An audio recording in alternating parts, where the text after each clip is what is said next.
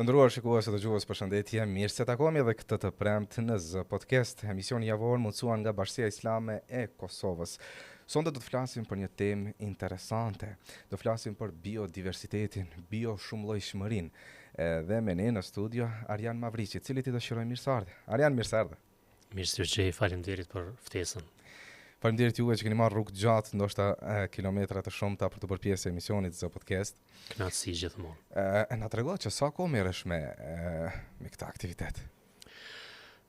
Pra unë jam fotograf apo dokumentues i jetës së egër, kozhve në habitatet e tyre natyrore, pra që s'kan të bëjnë me kopshtet brenda ambienteve ku njerëzit jetojnë. Fokusin kryesor tek bota e egër. Po, 2012.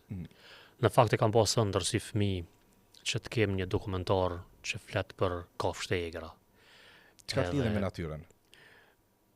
Jam rrit në një qytet që është qyteti Kamenicës, aty e kemi një lum që quhet lumi i Shtrembër. Edhe le të themi 3 muaj pushimeve kemi kaluar në atë lum, domethënë duke u larë, aty jemi ushqyer prej ushqimeve që i ka ofruar ai lum për neve. Në këtë rast pra kemi peshkuar, edhe thuaj se tërë ditën kemi qëndruar aty, edhe aty kam pa gjithmonë lloje të ndryshme të shpendëve, grabiçarëve të ndryshme, fluturues dhe të tjerë, të cilët vinin dhe ushqenin brenda atij lumi. Edhe gjithmonë më ka interesuar me di se çfarë po bëjnë, çfarë po ndodh me këto kafshë, ku po i dërgojnë këto ushqime, cili është qëllimi i krijimit të tyre në planet. Kjo ka qenë pyetja ime gjithmonë. Është kurreshtja ajo që të ka shtyr, sepse mi pa i kam pa gjithë ndoshta. Në atë kohë kam përcjell dokumentar të disa dokumentuesve të jetës së egër, siç ishin David Attenborough, për atë sa kem pas mundësi me i pa në televizionet tona, sa as televizionës kem pas, le të themi, të përkthyera si duhet në gjuhën shqipe, ose George the Joe Adamson e kështu me radhë. E që kam pas, në fakt shumica e atyre fokusin e kam pas në Afrikë, edhe unë kam shku në Afrikë, edhe kam pas fatin falt mallit Allah që të shkoj edhe në Afrikë, të shoh dhe të xhiroj kafshët atje. Pra, le të themi, kjo ka lind nga fëminia ime, qysh si pasion i madh për botën e egër, pastaj gradualisht duke vazhduar kështu nga viti 2012, unë le të themi mbeta pa punë një vit, nuk e dija se çfarë do bëj tutje. Organizatat e huaja të cilët kishin punuar shkuan, sepse ishte vend i qetë në Kosovë, nuk ishte nevojë më për praninë e tyre, le të themi. Hapa një butik bashkë me nusën dhe aty lindi ideja që të vazhdoj pasionin e vjetër për dokumentimin e faunës së egër. Fillova me një telefon Galaxy S4, duke i pasqyruar, se kryesisht qëndrim fotografët filloj me diçka makro, ndonjë lule, ndonjë insekt, ndonjë portret, ndonjë shokut aty këtu. Edhe unë fillova ashtu duke i pasqyruar milingonat, do insekte tjera, do lule kështu me radhë. Fillova të postoj dhe aty poshtë që kanë interes shumë njerëz për botën e egër apo për ornitofaunën në përgjithësi. Ke simpati i dashuron kafshët në përgjithësi? Po kur e nje qëllimin e tyne të krijimit, atëherë ti ki mu lidh me to domosdoshmërisht, sepse është mandej një fazë tjetër që ndikon le të themi tek ne. Po. Ajo që ndikon është që ti e kupton që ato nuk janë të krijuara rastësisht, e kanë një mision për të shërbyer njeriut. Për shembull, vetëm një dallëndyshe vetëm e konsumon dikun 750 insekte brenda 24 orëve. Apo një bof dikun 2000 deri në 3000 minj brenda një viti. Dikun 500 deri në 600 milion ton insekte eliminohen apo konsumohen nga shpendet brenda një viti. Edhe kur e kupton ti apo e bën pyetjen vetë thu çka kishin bën na raca njerëzore, po mos ishin shpend për shkak këtë rast. Po pastaj imagjino që kemi lloj të shqiponjës që quhet shqiponja gjarpërngrënëse, misioni i saj është eliminimi i gjarprinjve, sidomos tash verës. Apo shqiponja mingrënëse apo skifterët të ndryshëm të cilët merren me eliminimin e hardhucave, brejtësve, insekteve kështu me radhë. Pra, kur e kupton misionin se për çfarë janë krijuar, ata nuk është më thjesht vetëm se një dëshirë për ta fotografuar. Është një mision tjetër, mandej kalojmë në faza kur ne interesohemi pastaj për t'i ruajt shumë, sepse pa to njeriu nuk do të mund të jetonte, nuk do të mund të ekzistonte për vetë Zoti që i ka kriju për këtë arsye në shërbim të njerëzit, e që për fat keq shumë pak për neve tash e dim. Është pjesë e pandashme e jetës. Absolutisht pjesë e pandashme, po. Sepse dikush mund të thotë nuk na duhet fare, ajo si ishin, si mos nuk ishin. Nuk i kanë ditë këtë pjesë. Ha. Për shembull, me i thon dikujt që i kemi dikun 10 lloje të çukapikëve në Kosovë. Vetëm çukapikëve. Si janë mua nuk më hyn në punë asgjë. Absolutisht, po që domethënë nga këto 10 lloje të gjithë ushqien me larva të insekteve apo. Qa do të bonte njeri, nëse nuk e balansonte, le të themi, planetin tokë, nëse nuk do ta balansonin këto shpend, qysh do ta menaxhonin një situatën. Pra thjesht, kur e kupton, po them këtë rëndësi, pastaj janë tjera arsye që po të flas vërtet, na do të kohë shumë e gjatë. Për ti detajzuar. 10 lloje të çukapikëve, gjarprin, shqiponja. Sa është Kosova e pasur me këtë biodiversitet? Kosova është shumë e pasur. Momentalisht kemi probleme me serioze, edhe kjo kërcënon seriozisht jetën e këtyre kafshëve, sepse kjo është një mbretëri e kafshëve mandej ndonë. Ka probleme ruajtjen e tyre? Me shpend ujor, zvaranik e kështu me radhë. Për shkak të shkatrimit të lumenve, për shkak të mos kujdesit të liçeneve, për shkak të hudhjes së mbeturinave në lokacione ku le të themi shtëpie e këtyre kafshëve, për shkak të prerjes ilegale të pyjeve, çdo prerje ilegale të pyjeve shkon sa më afër këtyre kafshëve që nënkupton direkt mohim i të drejtës për folonizimet të këtyre kafshëve, pastaj zjarret që po shkaktohen çdo vit më shumë, përveç që vret, le të themi, miliona insekte, kafshë të ndryshme, ajo ndikon direkt edhe tek vetë jeta jonë, sepse 1 hektar pyje përmbush sasinë nevojshme dikun të oksigjenit për 60 persona. Pra 60 persona marrin oksigjen prej 1 hektar pyjeve, ose filtron dikun 13.000 litra ujë.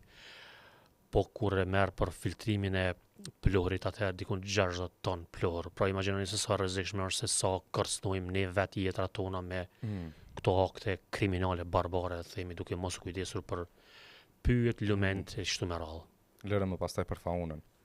Keni reaguar edhe në rrjetet sociale në lidhur me djegjen e pyjeve, një fenomen që është karakteristike në këto ditë e vera sidomos.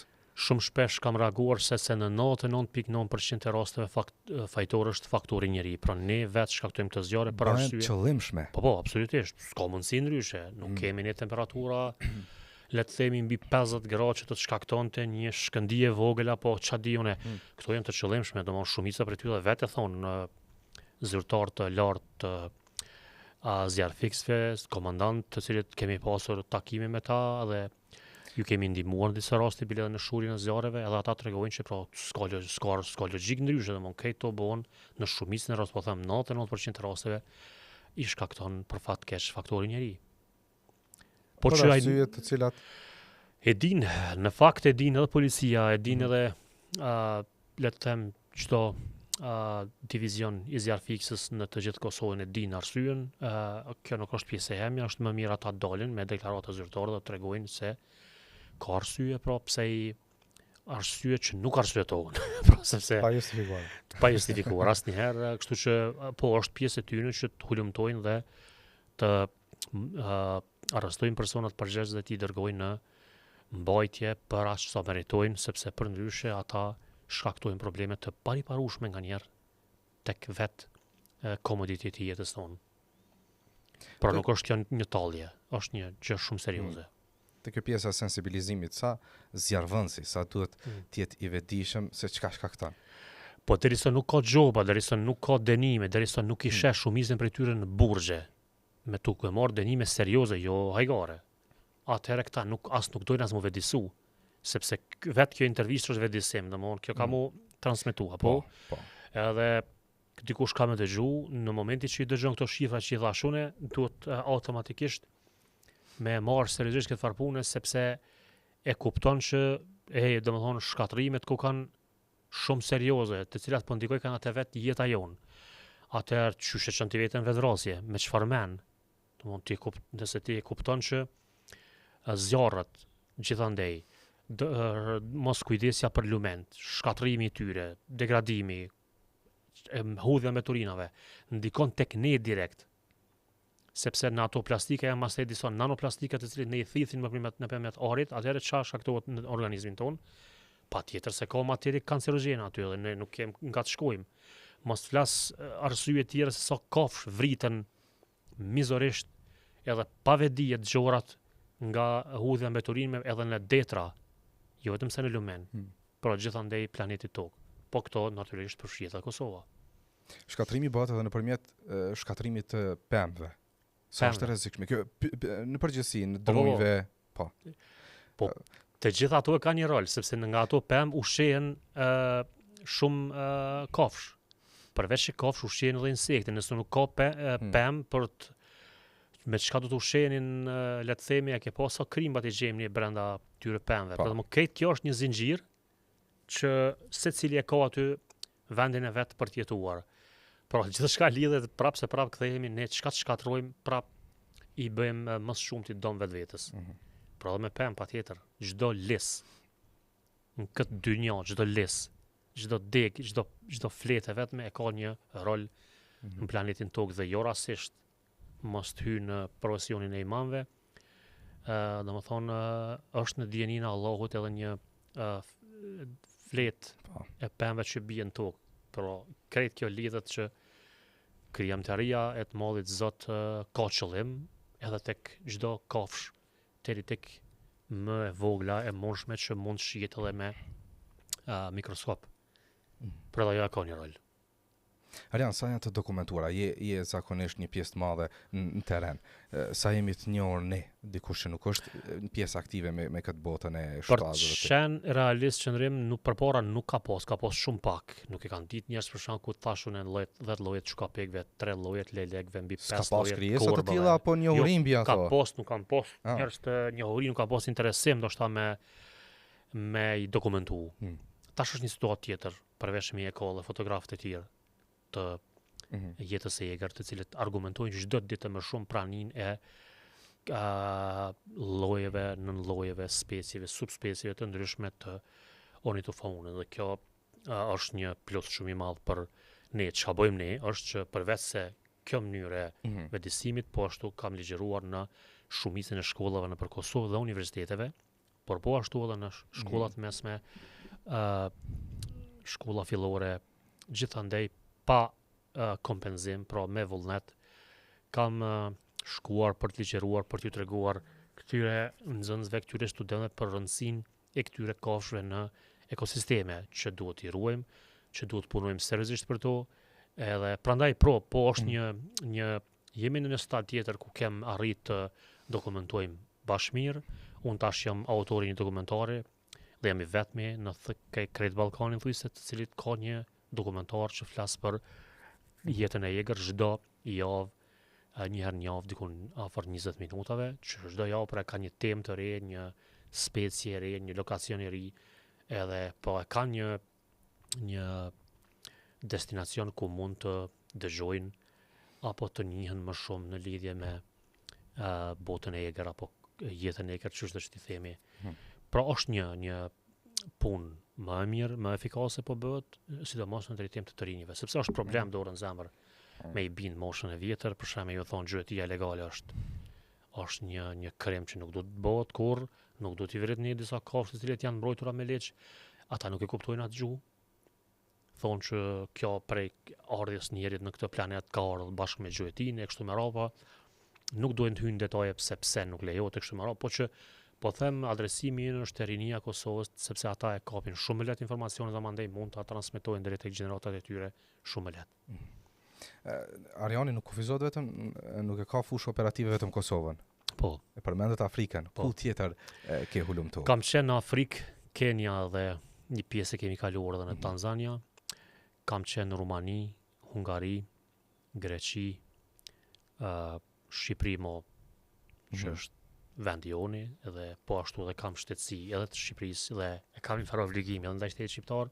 Me aparat, Maqedoni, duke dokumentu. të Veriut, Maltëzi, gjithandej krejt kam për gjitha këto vende kam bërë dokumentar për raste specifike, për specie të ndryshme të cilat më kanë interesuar ti transmetoj drejt i publiku. Pra është misioni imi që të vizitoj dhe vende tjera, të shohë njerëz sepse bota është përplot me mistere, përplot me lloje të kozhë të cilët ne nuk mund t'i dokumentojmë ato në Kosovë sepse nuk janë për atë sa janë, ne kemi bë goxha mirë, po që kemi nevojë pak edhe për të njohur më shumë edhe në lidhje me botën e kozhët e egra dhe larg Kosovës.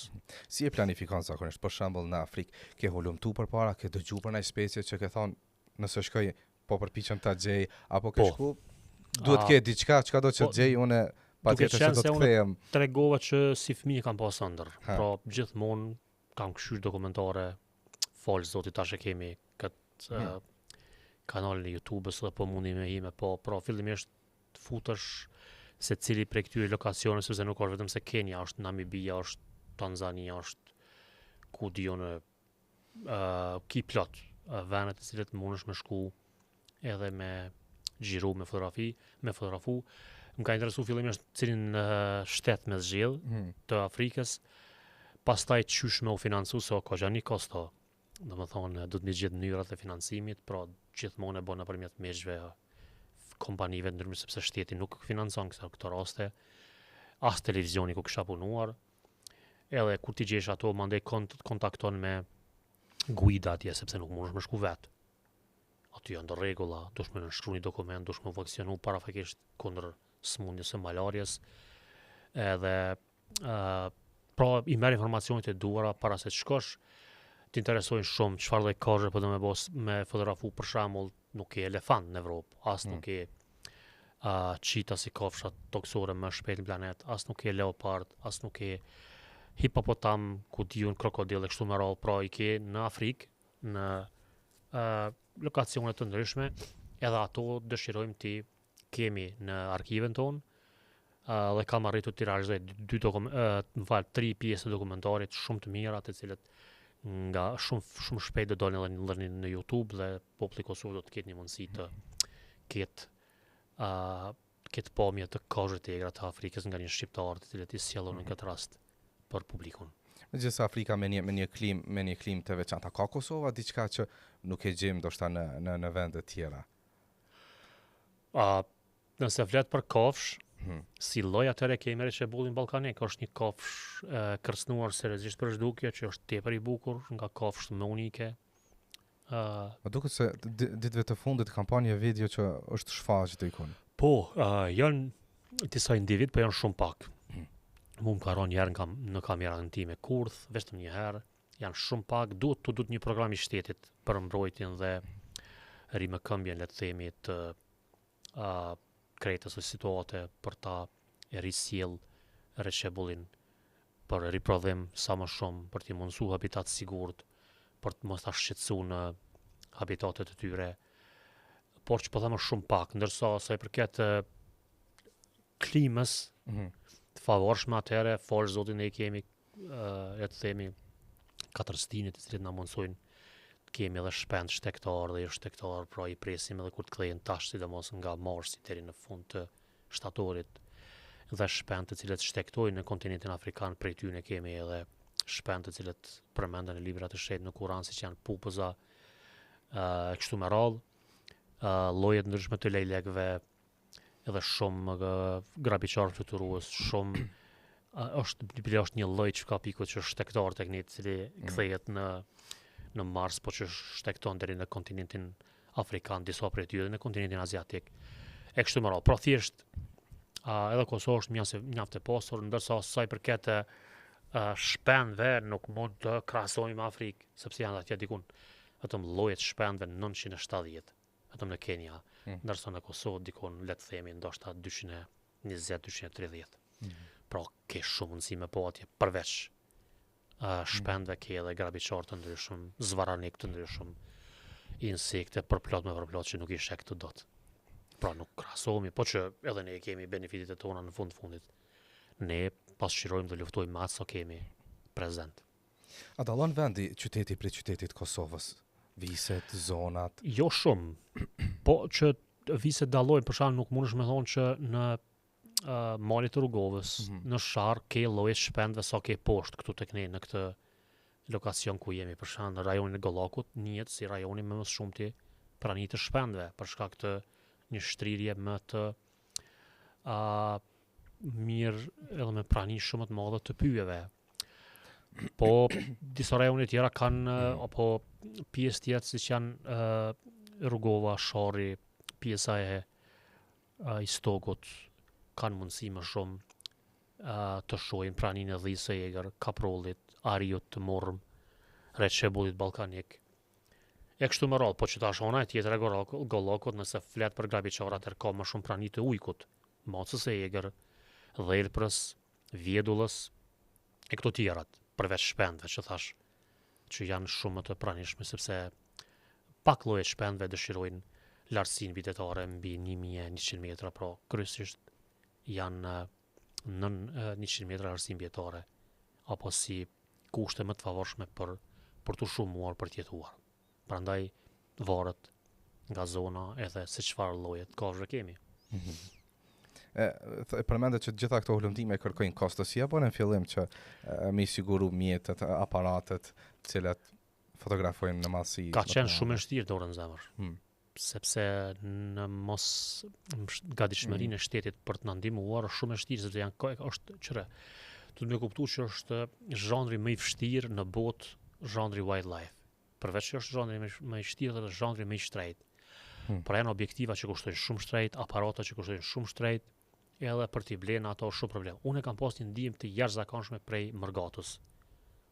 Pra ata kanë një pjesë, le të themi, tek suksesi im sepse më kanë ndihmuar shumë me dhurata të ndryshme, me ndihmë edhe financiare nganjëherë për të blerë këto kamera, këto objektiva, dron, GoPro, kamera për ujë, kamera për vrojtimin e foleve brenda zogjve brenda foleve të tyre kështu me radhë. Pra është shumë e vështirë siguron këto kamera, pra kur qeni një fotograf të jetës së Egër që ka një pajisje, besoni që ka pas shumë vështirë për të siguruar. Nuk e ka lehtë hiç, po që është diçka që e bëj me keq shpirtin edhe nuk mund të imagjinoj veten duke bërë diçka tjetër. A ka pas raste kur Ariani është ndjerë krenar sepse një raportim, një dokumentim i një mjedisi, i një kafshe, ka pasur ndërgjegjësim tek dikush edhe me çfarë? Po, dorën zemër ka pas sepse tash kemi mbi 50 mesazhe kam ditë që njerëz më shkruajnë, këtu e kam pa një fole, çfarë lloji është ky. Kjo për mua ka qenë me rëndësi, njerëz të interesohen dhe vetë na kontaktojnë. Është një lloj tash është profesion për mua, unë jetoj tash për kësaj pune. Unë kam buk gojës, fillim ka qenë hobi, tash është profesion. Punoj në televizion, punoj dhe me një organizatë në Shqipëri, pra jetoj për kësaj pune, çdo muaj thuj se kam oferta të ndryshme për organizatave ndryshme, për ekspozita, për ligjërata, për shitje të fotografive, për institucioneve të Kosovës. Për dokumentare, për institucioneve nuk kemi kurs, kem pas ndihmë deri më sot, ndihmë financiare asnjëherë. Do duhet ta merrni më seriozisht këtë pjesë? Shumë. Qysh sot, po sepse ne kemi shumë materiale që i duan shtetit Kosovës. Do të ndikonte kjo në turizmin e Kosovës? Po absolutisht se po, sepse turistët që më kanë kontaktuar më kanë kontaktuar vetëm se në mënyrë private, që kanë pa pamjet, fotografitë, videot e mia nëpërmjet Instagramit. Pra, një fotografi Arianit mund të sjellë disa turistë. Po edhe ka sjell kanarsh nga Holanda, Afrika e Jugut, nga Anglia, Danimarka, kanë ardhur turistë që kanë ardhur me mua si guide tyre personale për të fotografuar shumë lloje të kafshëve para se i kemi në territorin ku unë jetoj. Pra domethënë do të ndikonte po do të kemi ne një seriozitet, një iniciativë serioze nga ana e Ministrisë përkatëse për të bërë një grup special që do të merrnim për postimet për treguar se çfarë lloj specie kemi, rëndësitë e tyre në ekosisteme, për të selektuar guidat që do të merrnin me turistë huaj për të postuar sa më shumë, për të promovuar sa më shumë këto kafshë, e mandej do t'i bindnim sa më shumë turistë huaj për të ardhur dhe fotografuar sepse kemi lokacione shumë mira. Cili është fotografia ose video, dokumentimi më i mirë që cilëson si më të suksesshëm, më interesantin? Kam shumë. Do një që nuk të bjerë rasti dytë për ta bërë përsëri. Kemi për frek dokumentimin e Kastorit Euroasiatik, një gjitar gjysmëmujor që jeton në Lumen, që ndërton ato digat e keni po, besoj atë lloj kafshë, që kemi dokumentuar në Kosovë pas 200 viteve. Pra dikun 200 vite nuk është po prania e kësaj kafshë në këtë Ballkanin. Pra ne kemi dokumentuar në Kosovë, ka qenë rasti më specifik, dokumentimi më i mirë i mund shumë deri më tani. Po që është po ashtu edhe dokumentimi i pupëzës si lloj i zogut shtektar që përmendet në librin e shenjtë në Koranin e familjarët, ne i themi pupëza e profetit Sulejman, po ashtu edhe gjetja e folesë Lejlekut Zi, prej kur ekzistojnë trojet shqiptare, pra nuk kishte pas dëshmi se Lejleku i Zi folenizon tek ne, pra nuk kishte pas asnjë fotografi, asnjë dokumentim, ne arritëm të gjejmë folen e Lejlekut të Zi, Cikonia nigra, si lloj i rrezikuar seriozisht për zhdukje, po dhe shumë të tjera, diku i kemi 13 lloje për herë të parë të fotografuara dhe dokumentuara në Kosovë, apo i kemi dhënë shtetit Kosovës si informacion ekskluzivisht për të dhënë shtetëror të Republikës së Kosovës. Pra, gjithmonë është diçka e re, gjithmonë është diçka ekskluzive, po këto 3 raste pra janë krejt unike dhe të veçanta deri më sot, po që nuk do të ndalemi sepse kemi shumë punë për të bërë. Arjan, unë jam një qytetar i thjesht, si mund të kontriboj në ruajtjen e biodiversitetit të Kosovës? Duke mos i shqetësuar në vole, duke mos shkuar pranë tyre, duke ftu sa më shumë njerëz që merren me ruajtjen e këtyre ekosistemeve, që kuptojnë në botën misterioze të themit të kafshëve, sa më shumë të ftoni edhe njerëz të cilët njohin dhe kafshë të tjera, por rëndësinë e tyre nga mbretëria kafshëve që mund na flasin më shumë për to, siç janë insektet, zvaranik të ndryshëm e kështu me radhë, mund të kontriboni duke dërguar ushqime nga njëra kur është shumë ftoft në viset larta malore, por vetëm për një kohë të caktuar. Pra kjo është çfarë i duhet njeriu, mund të kontribojmë të gjithë bashkë kur po i shohim këto fole, të cilat po rrezikojnë çdo ditë më shumë të Lejlekut të bardhë, të ndërtojmë projektore bashkë, i vendosim që ato të kthehen dhe kanë siguri më të madhe në folet e tyre, pra mos i dëmtohet folea.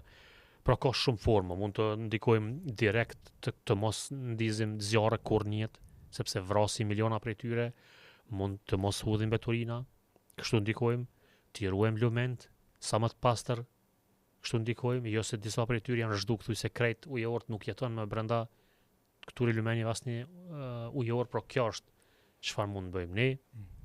Prandaj edhe nga këtu po ju lut që t'i bashkoheni iniciativat tona gjithmonë kur do që kemi iniciativa të përbashkëta për ruajtjen e këtyre kafshëve. Edhe Arjan për fund. Arjanin moshën e tij nuk ka mund t'i thot një kolegës eja të rrugtojmë së bashku në këtë mision. Sot cili është mesazhi juaj për dikën që ka të njëjtin pasion, qëllim, kurreshtje? Cilat janë këshillat e tua për një? Mos të presin të kenë aparatat që i ka unë më njerë. Së mundën me pas direkt me filluar, me pas teknikën më të mirë adekuate të mundshme, sepse duhet kohë. Filloni me çfarë të keni në dispozicion. Unë kam filluar me një telefon, fillo ti me një telefon. E ble një aparat më thjesht, vazhdo me atë aparat, shko tutje, hap pas hapi, sepse kemi me mri në pikën ku ti dëshiron. A kemi pas sfida? Patjetër se po. Zhgënjime, patjetër se po, nuk do të na ndal asnjë gjë përballë misionit ton fisnik që kemi për ruajtjen e këtyre kafshëve për arsye të lartcekura më herët. Pra vazhdoni tutje, besoni në vetveten, keni me pas edhe njerëz që kanë me tentu me ju që ju të stepeni mbrapa, të mos vazhdoni tutje sepse ju thonë s'ka kur gjë për kësaj pune, s'ke fitim, normal që s'ka fitim, tu jemi i fut në këtë zhandër, në këtë punë për do bo milionera. Nuk mundet me u bo një artist milioner, ose një gazetar, ose ata s'janë gazetar. S'janë gazetar, ata që dëshirojnë bëjnë milionera, ata janë mercenar.